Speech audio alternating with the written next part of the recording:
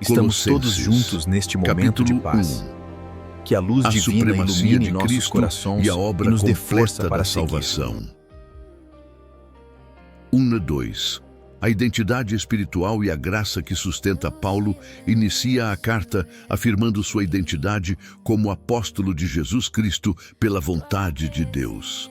Ele deixa claro que seu chamado não é humano, mas divino. Junto com Timóteo, ele escreve aos santos e fiéis irmãos em Cristo que estão em Colossos. Desde o início, Paulo estabelece o fundamento espiritual da carta. Graça e paz vêm de Deus Pai. A vida cristã começa na graça e se desenvolve na paz que procede do relacionamento com Deus. O Evangelho chegou até eles por meio de Epafrás, um servo fiel que anunciou a verdade com sinceridade. Paulo afirma que o Evangelho não apenas foi ouvido, mas compreendido, e por isso estava produzindo frutos, assim como acontece em todo o mundo. 9:12. Oração por conhecimento espiritual e fortalecimento interior. Paulo revela o conteúdo de sua oração pelos colossenses. Ele não pede prosperidade material, nem livramento imediato das dificuldades, mas algo mais profundo. Que eles sejam cheios do conhecimento da vontade de Deus, com toda sabedoria e entendimento espiritual. O objetivo desse conhecimento é viver de maneira digna do Senhor, agradando-o em tudo, frutificando em toda boa obra e crescendo no conhecimento de Deus. Paulo ora para que sejam fortalecidos com todo o poder, segundo a força da glória de Deus, para perseverarem com alegria, mesmo em meio às lutas. Ele também agradece a Deus por tê-los tornado participantes da herança dos santos na luz. 13:14. Libertação, redenção e perdão. Paulo declara uma das verdades mais poderosas do Evangelho. Deus nos libertou do império das trevas e nos transportou para o reino do Filho do seu amor. Essa mudança não é simbólica, mas real e espiritual. Antes, estávamos sob domínio do pecado, agora pertencemos ao reino de Cristo. Em Cristo temos redenção, que significa libertação mediante pagamento de preço e o perdão dos pecados. A salvação é completa, suficiente e definitiva. 15:17. A supremacia absoluta de Cristo. Paulo apresenta uma das descrições mais profundas de Cristo em toda a Escritura. Ele afirma que Jesus é a imagem do Deus invisível. Quem vê Cristo, vê o Pai. Ele é o primogênito de toda a criação, não como criatura, mas como aquele que tem autoridade suprema sobre tudo. Tudo foi criado por meio dele e para ele. Céus, terra, visíveis e invisíveis, tronos, dominações, principados e potestades. Cristo existe antes de todas as coisas, e nele tudo subsiste. Ele sustenta o universo e governa sobre toda a criação. 18. Cristo, o cabeça da igreja. Paulo declara que Cristo é o cabeça do corpo, que é a igreja. A igreja não pertence a líderes humanos, mas a Cristo. Ele é o princípio, o primogênito dentre os mortos, para que em tudo tenha a primazia. A ressurreição de Cristo garante vida à igreja e esperança eterna aos que creem. 19:20. A reconciliação de todas as coisas, Paulo afirma que agradou a Deus, que toda a plenitude habitasse em Cristo. Não falta nada em Jesus. Por meio do sangue da cruz, Deus reconciliou consigo mesmo todas as coisas, tanto as que estão na terra quanto as que estão nos céus. A cruz não foi um acidente, mas o centro do plano de redenção. A obra de Cristo restaura o relacionamento entre Deus e a criação. 21:23. De inimigos a reconciliados, Paulo lembra os colossenses de sua antiga condição. Antes estavam afastados de Deus, inimigos em sua mente por causa das obras malignas. Agora, porém, foram reconciliados pelo corpo físico de Cristo, mediante a morte, para serem apresentados santos, irrepreensíveis e inculpáveis diante de Deus. Essa salvação requer perseverança na fé, firmes no fundamento do Evangelho, sem se afastar da esperança anunciada. 24:29. o ministério de Paulo e o mistério revelado. Paulo fala de seus sofrimentos como parte de seu ministério. Ele se alegra em sofrer pela igreja, pois entende que sua dor coopera para o crescimento do corpo de Cristo. Ele foi chamado para anunciar o mistério que esteve oculto por séculos, mas agora foi revelado: Cristo em nós, a esperança da glória. Paulo declara que seu objetivo é anunciar Cristo, advertindo e ensinando a todos, para apresentar cada pessoa madura em Cristo. Ele encerra afirmando que trabalha arduamente, lutando segundo a força que Deus opera poderosamente nele. Colossenses, capítulo 2. Cristo é suficiente. Firmeza na fé e alerta contra enganos espirituais. 1:3. O profundo zelo pastoral e o verdadeiro tesouro espiritual. Paulo começa revelando o intenso conflito espiritual que carrega em seu coração pelos colossenses e também por todos aqueles que nunca o viram pessoalmente. Esse conflito não é físico, mas espiritual, fruto de amor, intercessão e responsabilidade ministerial.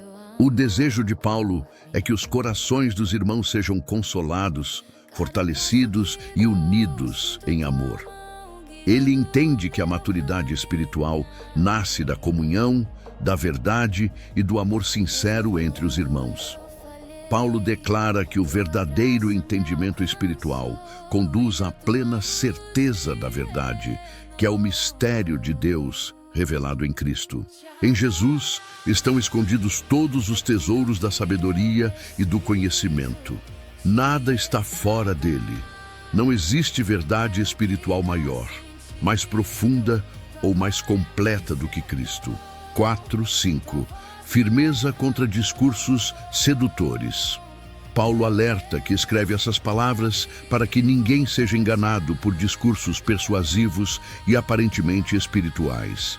Ele reconhece que palavras bonitas podem esconder mentiras perigosas. Mesmo estando fisicamente distante, Paulo afirma estar presente em espírito, alegrando-se ao ver a boa ordem, a disciplina espiritual e a firmeza da fé dos colossenses em Cristo. A fé verdadeira não é desorganizada nem confusa. Ela se sustenta na verdade e na constância. 6:7. Caminhar em Cristo, fundamento da vida cristã. Paulo exorta os colossenses a viverem da mesma forma que receberam Cristo Jesus como Senhor. A vida cristã não começa na emoção e termina no esforço humano. Ela continua na dependência diária de Cristo. Ele usa imagens fortes: andar nele, estar enraizado, edificado e confirmado na fé. Isso revela crescimento contínuo, estabilidade espiritual e gratidão abundante. A fé saudável produz ações de graças, mesmo em meio às lutas. 8. Alerta contra filosofias humanas e tradições vazias. Paulo faz um alerta direto e sério. Cuidado para que ninguém os escravize por meio de filosofias e vãs sutilezas. Essas ideias têm aparência de sabedoria, mas não procedem de Cristo. Ele denuncia ensinos baseados apenas em tradições humanas, princípios do mundo e regras externas, que afastam o coração da simplicidade do Evangelho. Tudo o que não tem Cristo como centro leva à escravidão espiritual, não à liberdade. 9:10. A plenitude absoluta em Cristo. Paulo declara uma das verdades mais poderosas da fé cristã. Em Cristo habita corporalmente toda a plenitude da divindade. Jesus não é parte de Deus, não é um intermediário menor. Ele é plenamente Deus. E por causa disso, os que estão em Cristo também estão completos nele. Nada precisa ser acrescentado à obra de Jesus. Ele é o cabeça sobre todo o principado e potestade. Nenhuma força espiritual está acima dele. 11:12. A verdadeira circuncisão e a nova vida. Paulo explica que, em Cristo, os crentes passaram por uma circuncisão que não é feita por mãos humanas. É uma obra espiritual, onde o corpo do pecado é removido. Essa transformação é simbolizada no batismo, onde o velho homem é sepultado com Cristo e o novo homem ressuscita com ele, mediante a fé no poder de Deus.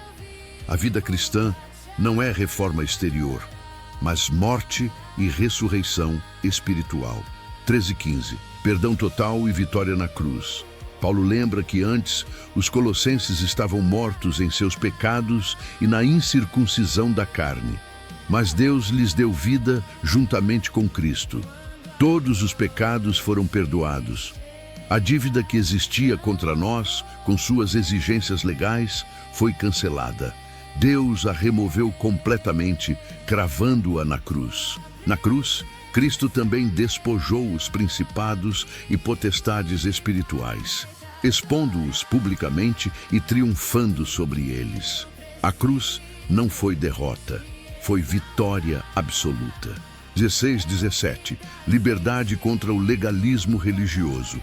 Paulo ensina que ninguém deve ser julgado por causa de comida, bebida, festas religiosas, luas novas ou sábados.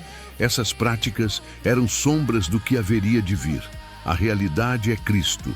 Insistir em regras externas como meio de salvação é negar a suficiência da obra de Jesus. A fé cristã não é um sistema de rituais, mas um relacionamento vivo com Cristo. 18:19. Perigo do misticismo e do falso espiritualismo. Paulo alerta contra aqueles que promovem falsa humildade e culto aos anjos, baseados em visões e experiências subjetivas. Essas pessoas aparentam espiritualidade elevada, mas estão cheias de orgulho carnal. Elas não permanecem ligadas à cabeça, que é Cristo. Quando alguém se desconecta de Cristo, perde o crescimento verdadeiro que vem de Deus. A vida espiritual saudável flui da comunhão com Jesus, não de experiências místicas isoladas. 20:23. A inutilidade das regras humanas. Paulo questiona: se os colossenses morreram com Cristo para os princípios do mundo, por que ainda vivem como se estivessem sujeitos a regras humanas? Não toque, não prove, não manuseie. Essas ordens parecem sábias, mas não têm poder algum contra os desejos da carne.